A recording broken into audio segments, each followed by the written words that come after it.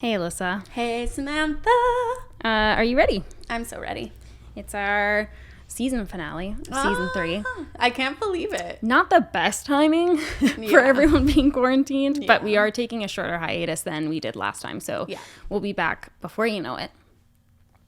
Today we are going to be doing a question and answer like every season ender. So we asked you guys on Instagram what questions you had for us, and we're going to answer them thusly. Okay, the first question is, what's your favorite way you've seen each other grow or change? I would say my favorite way that I've seen you grow is, I guess like your empathy and stuff like that towards people. Not that you weren't empathetic before, but I think like all of us in high school, we were a lot more like pieces of shit. Yeah, just like concerned with ourselves and like with things that are pretty menial and stuff like that, myself included. And even just from living with you, like I've become a more empathetic person and like an understanding person just like through How pleasant. you. So yeah, I would say that that's my favorite way that I've seen you grow. I would say two things. I think that you take like your health more seriously. And don't like put yourself in like dangerous positions as much. But also, do you want me to say that? Yeah. Okay. Or at all, really. I'm very scared of being in dangerous situations these days. But also in that, I think that you are, it's cool watching you like take more control over like your future and like what you want, like your career to look like and all that kind of stuff as well. Because as much as obviously you were like very successful in your role in casual fine dining, you know, it's like, it's cool seeing you develop this like brand and for yourself and on the podcast and all that kind of stuff. Aww. So that's what I'd say. Thank you. I just realized I'm not wearing makeup. This is the first time I've done the podcast with no makeup. Ooh. I'm trying to help my acne situation whilst in quarantine. Yeah. Better time than any, frankly. Yeah. Someone said, Alyssa, what are your career goals if not acting? Oh. Gosh, it's so hard to say. I mean, if I'm like really dreaming, I would love to have like a health wellness like retreat sort of situation. Oh. Yeah, I know. That's like crazy. But yoga in the mountains. Yeah. I just think like through my Instagram and stuff like that, like I feel like the like family that we've created on there, we're all so like supportive of each other and like positive as much as we can be and like focused on health and like mental health and that kind of thing. And so I think that it could be really cool, obviously, if I like had enough money and business sense to do it, to create like almost like a camp retreat sort of thing where there's camp rock. Yeah. Camp rock with yoga. But yeah, with like things like yoga and like team building and like just like I don't know, not like team building, but you know what I mean, like togetherness and stuff like that. I think that would be like such a cool empowerment. Yeah. And not like just for women. I think that it's important for men as well, and just like all humans, really. Well, I think that sounds just divine. Yeah. Someone said, what is your number one tip to help us survive social distancing? Why don't you answer that? Okay. She's saying that because I've been so isolated for the past 7 years. I think the best thing that anyone can do, whether you normally work from home or if this is your first time working from home or if you're not able to work or whatever, just being in quarantine in general, I think still sticking to some kind of a schedule is like a big one, just because it gives you some sense of purpose and guidance day to day, whereas like it's really easy to fall into like a poor mental health state just because you feel like you're not doing anything basically and you're not around anyone, you're isolated, whatever kind of thing, and obviously that's the whole point, but having some sort of schedule and sense of purpose I think is like the best thing that you can do for yourself. Yeah, that's what I'd say. Following like your same routine and stuff. I really like to make my bed every day. Yeah, honestly it sounds so trivial, but like that has made like a difference in my life. Yeah. Yeah, I agree. Make your bed. That's our number one tip. Well, you're less likely to get back into it. You're like starting your day off intentionally. You're like, okay, that's it.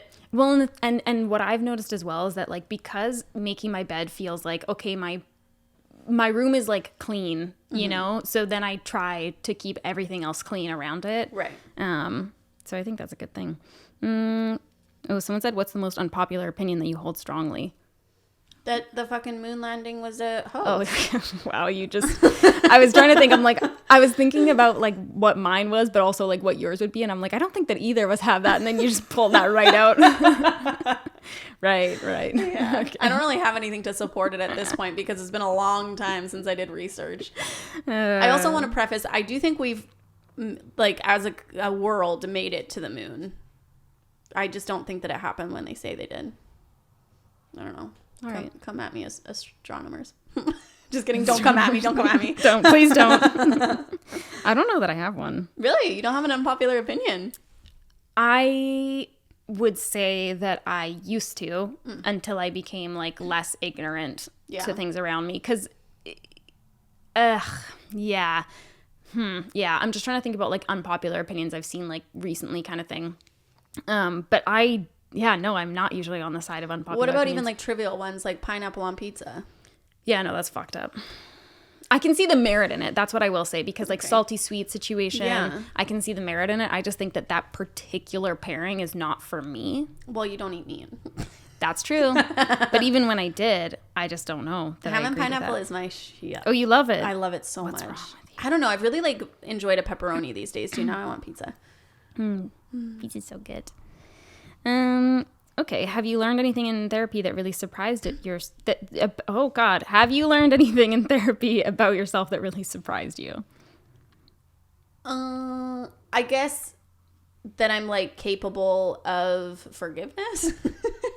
That's a good one. Yeah, because I really hold grudges, and not in like an outward way where people really know, but like I'll hold on to that bitterness inside and it'll really taint the relationships that I have. And through therapy, I kind of like worked through it enough where the other person didn't necessarily need to be a part of it. I just did the work within myself to be able to let go of those like traumas or like whatever, to be able to kind of like continue the relationship because I felt like it was necessary in my life. Yeah, and I don't think that I really thought that I would do that. That's an interesting one. Do you think that you just didn't think that you would ever get over the feeling, or did you just like not want to even try? Probably both. Yeah, I think I didn't want to even like entertain the memories, probably. Yeah. And then also I was like, well, there's nothing that this person can do to make up for it, which is probably true, but there is something that I can do to let it go. That's the thing, though. Forgiveness has so little to do with the other person. Yeah, exactly. It really is just about your shit. Yeah. What about you? Where do I begin? I've learned a lot about myself in therapy, and I think that a lot of it comes down to just being more self-aware. But most recently, I had been kind of like isolating myself more and stuff like that. And I had gone into my counselor. I was talking about that, and I was talking about how I was really struggling with being more self-aware now at this point in my life, and constantly feeling like really embarrassed and ashamed and stuff like that about like things that I had said that maybe didn't land right, or it was taken the wrong way, or things that I perceived as being taken the wrong way. Like it didn't actually lead to an argument, but just like someone made a type of face or whatever. Like I would stew about it. Or like if I said something online or whatever. Just like obsessively. Yeah, like, and I just couldn't let it go, and I was like so mortified about it that I like couldn't sleep and stuff. And I was talking about this and how, you know, when I first started in this industry, I would get angry if people misinterpreted me. Like I would be mad that because I knew my intentions, and that kind of transitioned into this feeling of like, well, then I just won't make mistakes. So you can't possibly say anything. So it can't land the wrong way. But then that like bled into my actual life as well, beyond my career. And then I just felt like it came to the point where I was like, I knew that I couldn't not make mistakes in my mind. And then I was like, well, then the only next best thing, this was all subconscious, by the way, is to just not be around people then. Right. Because then I can't say anything that's going to upset anyone, or that I don't feel like I said what I meant to or whatever. So I felt like that was something that was interesting, because I feel so self-aware, but at the same time, it's like all of that was kind of, that whole transition was taking place without me really noticing like that it was, or why it was, or anything. So that. How are you doing with that now? after that revelation? Well, that kind of seamlessly tied into a pandemic. Yeah. So now I'm just, the isolation seems a lot more like socially acceptable. But I am doing better. I'm trying to be better with self-compassion. Oh, good. Yeah. Alyssa, Yes. if you could, I mean, this wasn't directed right at you, but I feel like you're probably going to be like the best at this because I never quit drinking. If you could give tips to anyone wanting to quit drinking, but their spouse still does, what would you say? I think my first tip, whenever I get that question, regardless, is to make sure that you're doing it for yourself. Which is like surprising because I thought that everybody had heard that kind of like thing. But people still sound surprised and they're like, oh my goodness, what a revelation. But I had tried to quit before for my partners or for other people or whatever. And it just, honestly, it didn't stick. And like, I was able to do it for a certain amount of time, but because the motivation wasn't within me, it was external. It really kind of fell flat. So it wasn't like, it had no like grounding.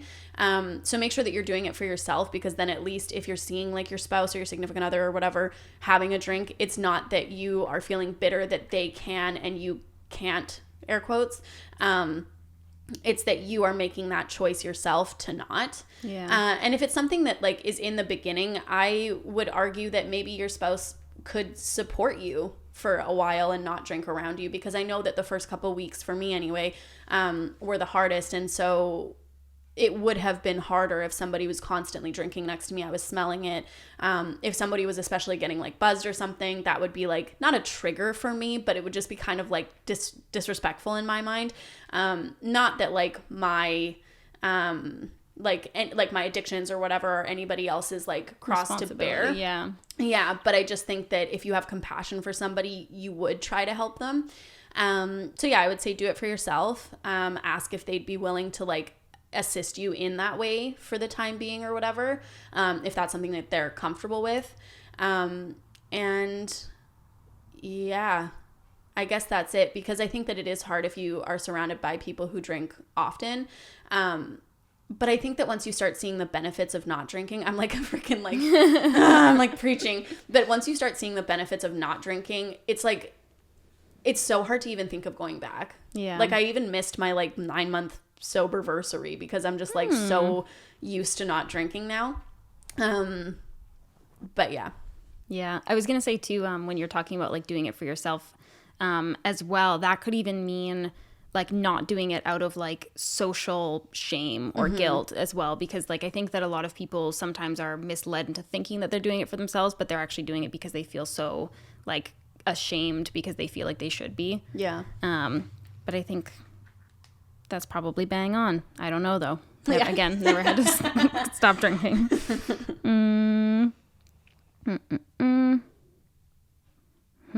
Did any of your family ever? Oh, okay. I feel like must do. Someone said, what's your advice on your family or friends not being supportive of a boyfriend? Did you ever have that?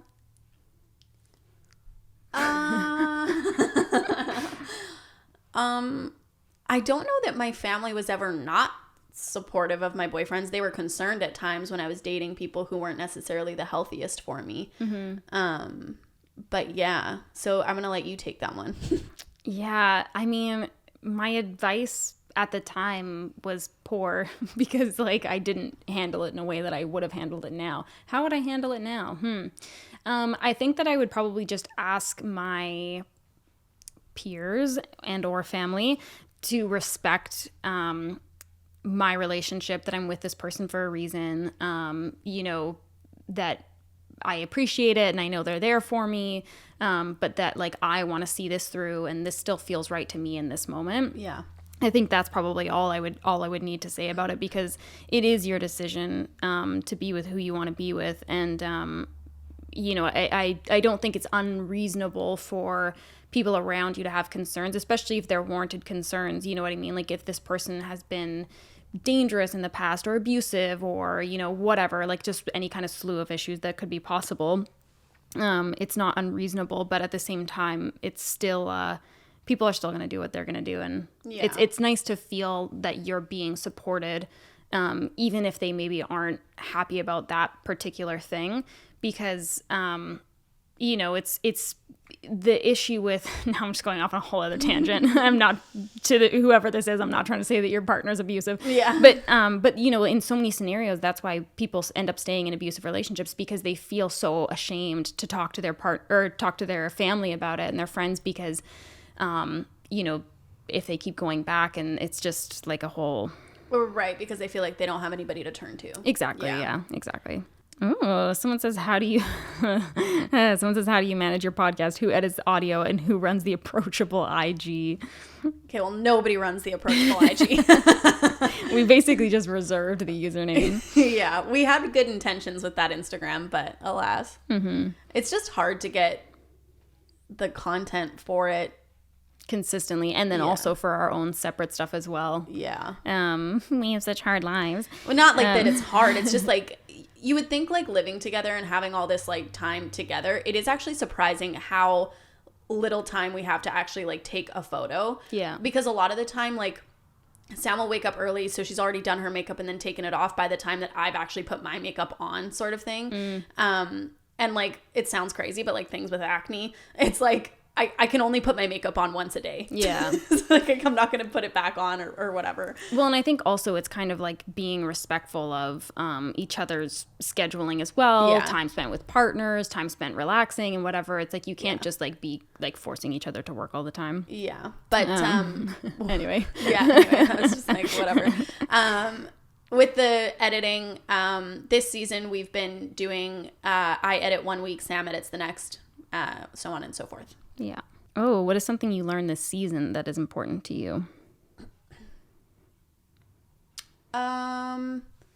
It's hard to go back so far in the season for me to like pull from my repertoire, because I feel like the debunking desire episode was really important for me, because it was important. It's an important conversation. Yeah. But I mean, obviously the last one that we did, the elephant in the room, I learned a lot in that episode that was like valuable information for current events. Yeah. So it's kind of hard, because that's not something that like is information I would probably need for like the rest of my life, but it was like obviously important in that moment. What about you? I would say debunking desire as well. I thought I think that was my favorite episode of the season. And yeah, I just think it's a really important conversation. I think it's something that feels so isolating for so many people. Yeah.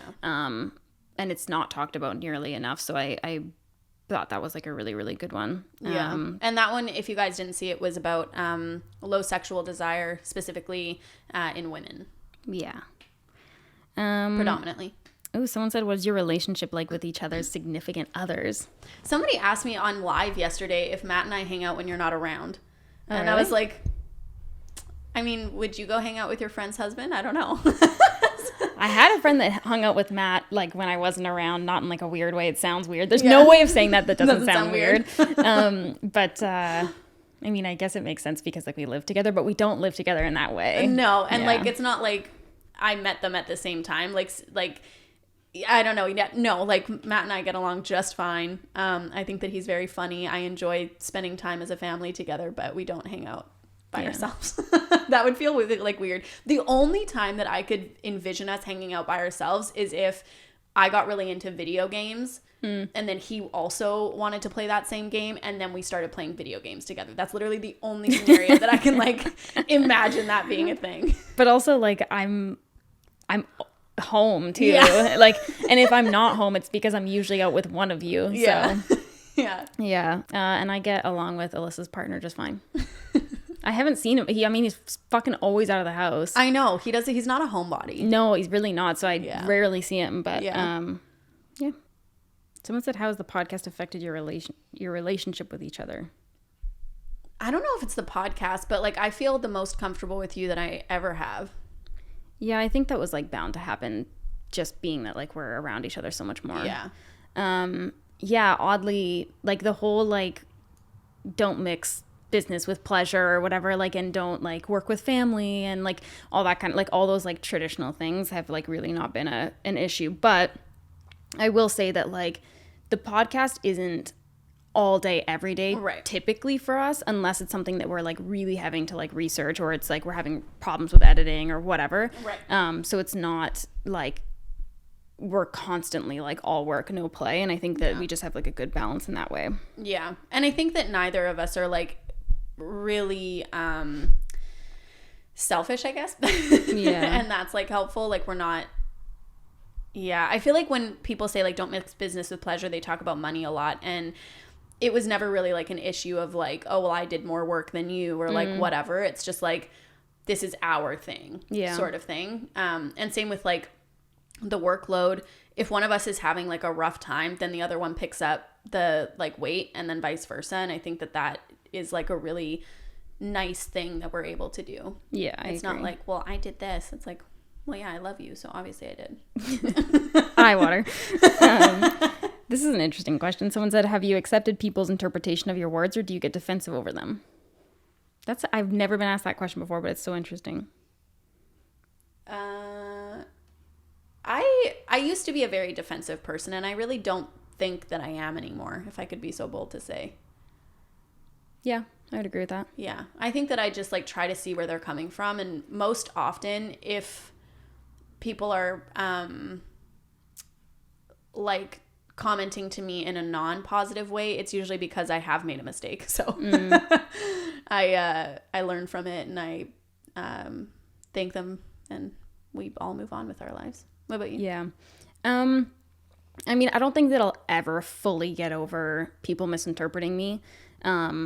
Especially because I've been doing this for so long that like in the beginning I can look back and be like, okay, yeah, that was fair, because like I was just young and like saying whatever the fuck kind of thing and doing whatever, and just reacting while I was like learning and stuff. And I've accepted a lot more that, like we've mentioned several times, like we're consenting to learn in public, and you know, I've accepted that fact. But I think that because I try more now than ever to speak with intention, it bothers me even more when people purposely try to take what I'm saying out of context. Right.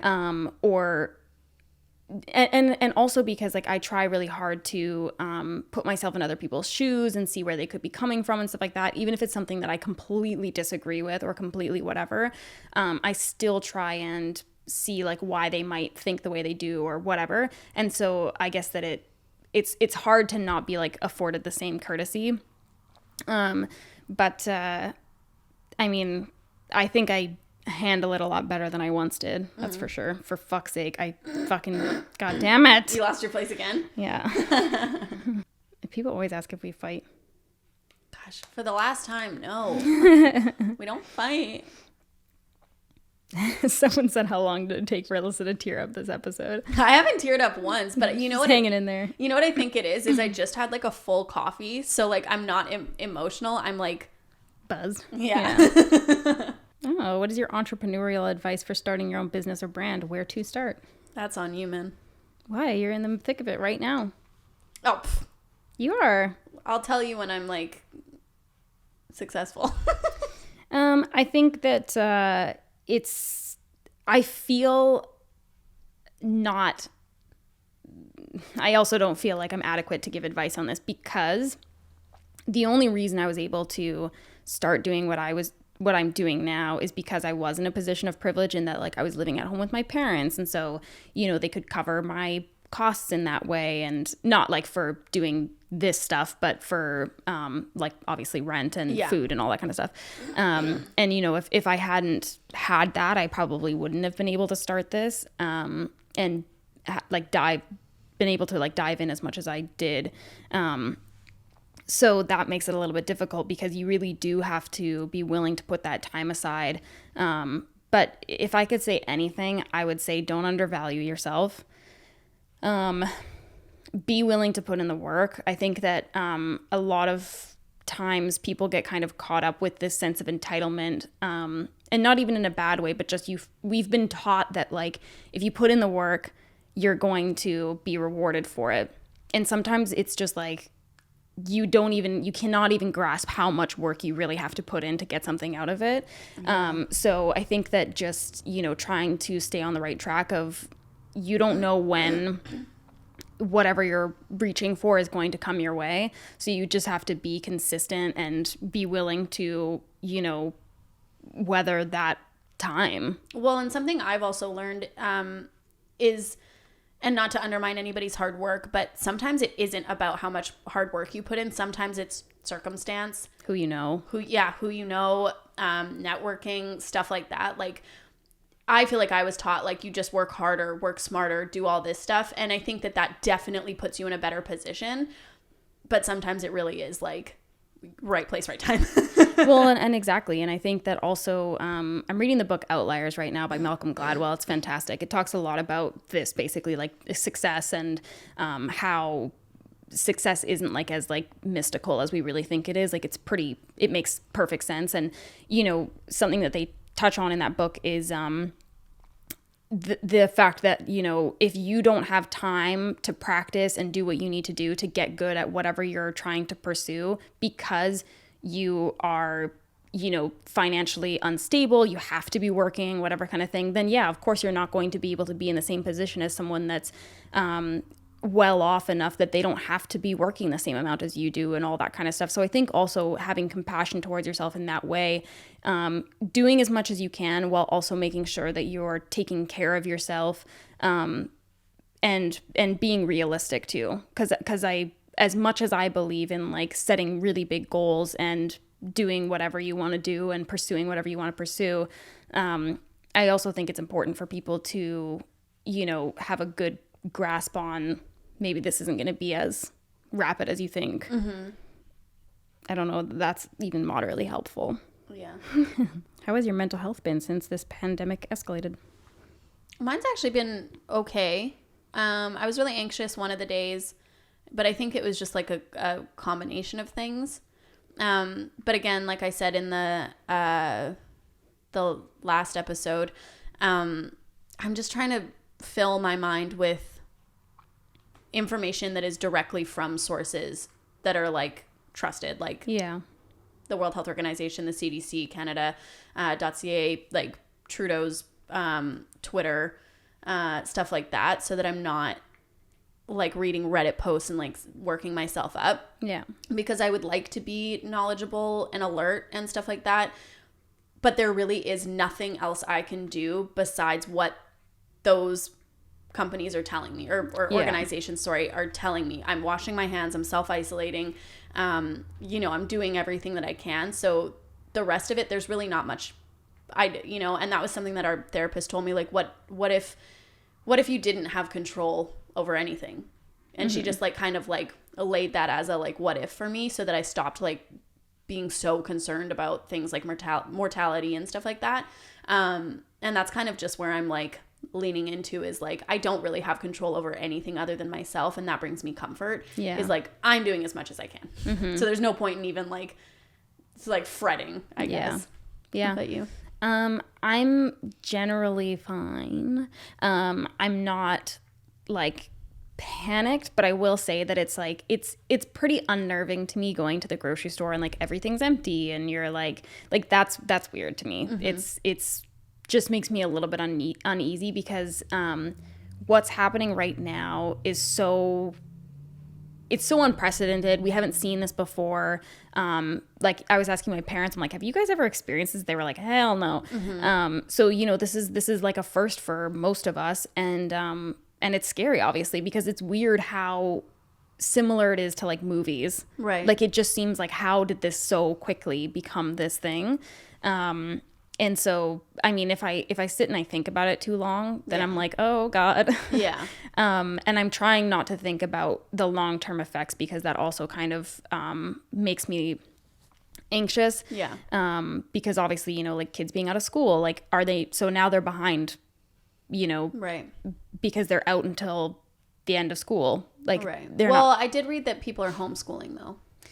But who like how many people are able to do that effectively, and are we going to be able to like roll out those things effectively where kids are going to be able to like watch like, you know, if it was like online or whatever, are kids going to be able to do that themselves, where they don't need their parents to be doing that for the parents that are still working from home and all this kind of stuff? Like, it's just like, who's going to be left behind in that transition? Yeah.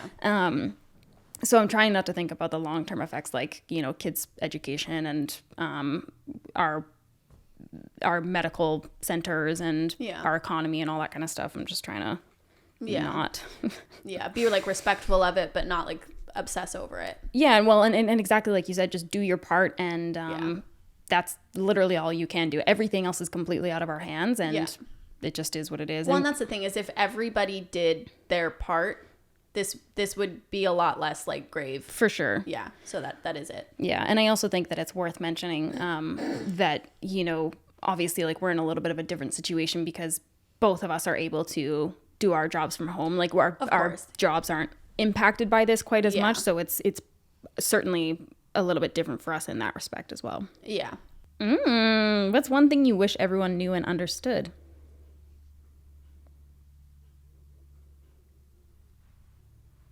COVID-19. I don't know. I'm pretty like passionate about at present. Yeah, the misinformation that's going around that people are still citing, even in my own peer circle. Not you, obviously. Yeah, fucking Sam, motherfucker.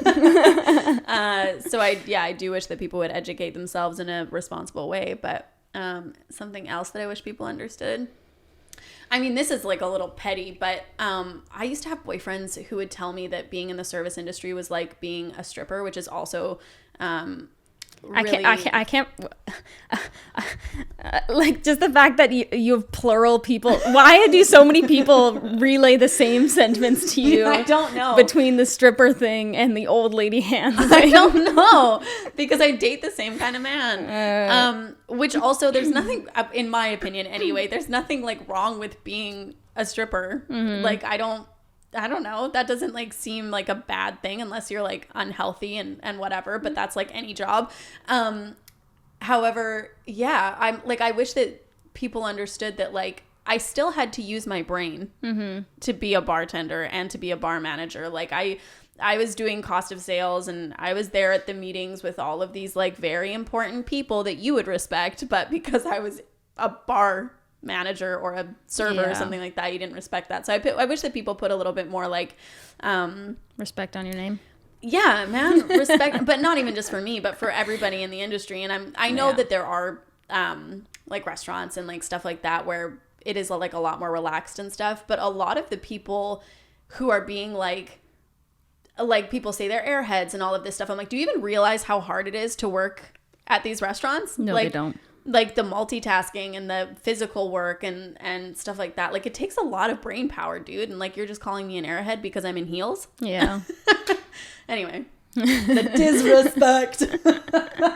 Oh, Lord. My thing would be, I wish that people more often judged others by their intentions the same way we judge ourselves by our intentions. Because I think that... you know, it's just so easy for people to get caught up in things that are really trivial because it's like your perception of what's going on, rather than, you know, thinking the best of people. And obviously this doesn't apply to like racism and stuff like that. But, you know, just like day-to-day interactions with like our partners and our friends and our family and all that kind of stuff. Just, you know, trying to understand where people are coming from, why they might be reacting the way that they are, saying what they're saying and stuff like that. Because when we overreact to situations, overreact in air quotes, we can look back and be like, well, yeah, I was really upset and I was really hurt and I was really whatever kind of thing. Whereas like we look at other people and we feel like it's never appropriate. Right. Like, why would you ever yell at me? Why would you ever slam that door? Why would you ever, you know? And so I think that that's something that, could help us maybe all communicate a little better. I feel like we've asked this in like so many words before, but what do you think is special about your friendship that has made it last so long? Oh yeah, we've definitely answered that. What do we think is special?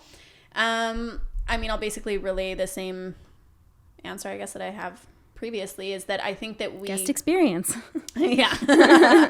No, I wasn't actually going to pull that one out. I think that we allowed each other to grow separately so that we could come together as like a stronger unit. Because, I mean, we have been friends for 10 years, but like we've said, like we weren't generally as close for like a lot of those years. And so like allowing that relationship to be nurtured just through like phone calls every once in a while and stuff like that. I think that was really important for us to be able to kind of like meet again on the same like path, and then take the guest experience. Yeah. Did I ask this? What has been the most rewarding thing about doing the podcast? No. Okay. What has been the most? Whoa. What do you think about that question? Oh. Well, I agree. Yeah. Oh, okay. Yeah, and I think we have probably answered it before. Ditto. But yeah, I agree. But what's the most rewarding thing about doing the podcast? Heart, you guys. Yeah. I think having a community, that is like so uplifting and is so welcoming of I guess like, because, well, not unpopular opinions, but topics that are less approachable, as the name, because I think that it really could have gone one of two ways. Yeah. And people could have been like, this is not like appropriate to talk about online or something like that. And people have really like embraced it with open arms, and it makes us like feel excited to continue to talk about more unapproachable things so that we can make them less stigmatized or whatever the episode may be. And just getting to connect with all of you guys and stuff like that. Yeah, I would agree. And I would say that like, I think it's just cool to me how much something as simple as talking can bring people together. Yeah. And I think that I've always been, I shouldn't say always, in recent years, I've been like so interested in self-development and trying to be, like a better person to myself, to people around me, to the world, whatever kind of thing, and learning more and all that kind of stuff, and just taking it as much as I can. And so I think that it's like, I really enjoy being able to like share that with other people, and just that, that really is so easily done. Yeah. Like it's so easily done by just communicating with someone and having them relate. And even if they don't relate, being able to understand people better that might be in that similar position. So I just think that we all win when we're more, in tune with other people's experience. Yeah. And especially like throughout the world, because before this platform, I didn't really have any connection to the rest of the world. I really predominantly was around Canadians and sometimes Americans. And so now I get to talk to people from literally all over the world and learn so much more, kind of from like firsthand experience. And obviously you take everything like as it comes, but it's really like eye-opening. And I feel like I've developed and like grown a lot more just from that kind of like connection. Yeah, I agree. Oh yeah, someone said, what do you feel like it means to be Canadian? I mean, like in my mind, I feel like being kind, but obviously there's Canadians that are not kind. Mm-hmm.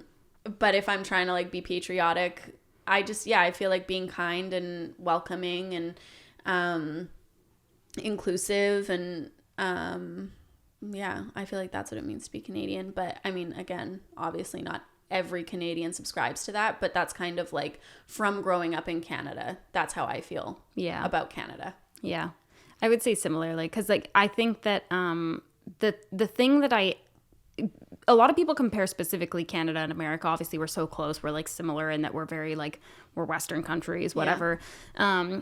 But the one thing I will say is that the biggest difference for me being in Canada, is that I do feel like the people around me would help. Right. If I needed it, kind of thing. And again, obviously this is a generalization because there are people that are assholes, but, but just like that, this feeling that like you are a part of this thing and that like, that is something that actually brings you together is like being from this country. And I think that it's worth mentioning that obviously Canada has just as many issues as any other country. And, of course. We're really, we are very terrible in how we like treat our Indigenous people and all that kind of stuff. So I think that that's important to note as well.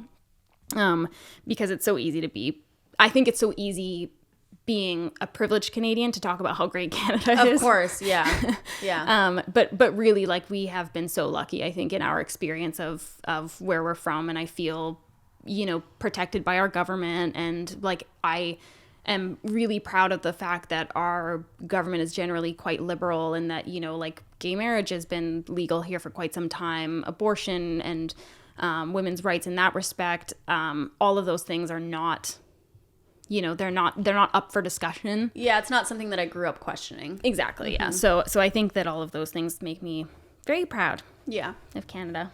Aw, what a nice question to end on. It is. Well, you guys, that's the end of season 3, man. That's it. That's all she wrote. I can't believe it. I know. That went by fast. It did. In the middle it felt slow, and then it like zoomed by. What was our start date? Let me go back. I don't remember. January something. I think it was May. Was it? No, oh, sorry, not for this season, for the podcast overall. Oh, it was in May, yeah, for sure. May 8th. Oh. We're coming up on 1 year. Oh, what are we going to do for our 1 year anniversary? Yeah, I wonder if it's on a Wednesday. Could you imagine? We could hold a party. Not at this rate, but yeah. But like a party for 2. Yeah, it's not on a Wednesday. That's unfortunate. When is it? It's on a Friday. Oh, freaking weekend. That is a freaking weekend. I love pizza party. I love it.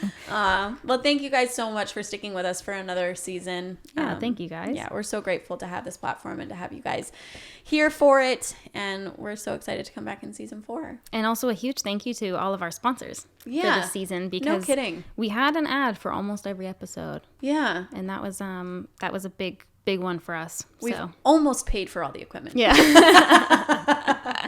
We're almost at par now. Okay. Thank you guys so much. We will see you next season. Bye.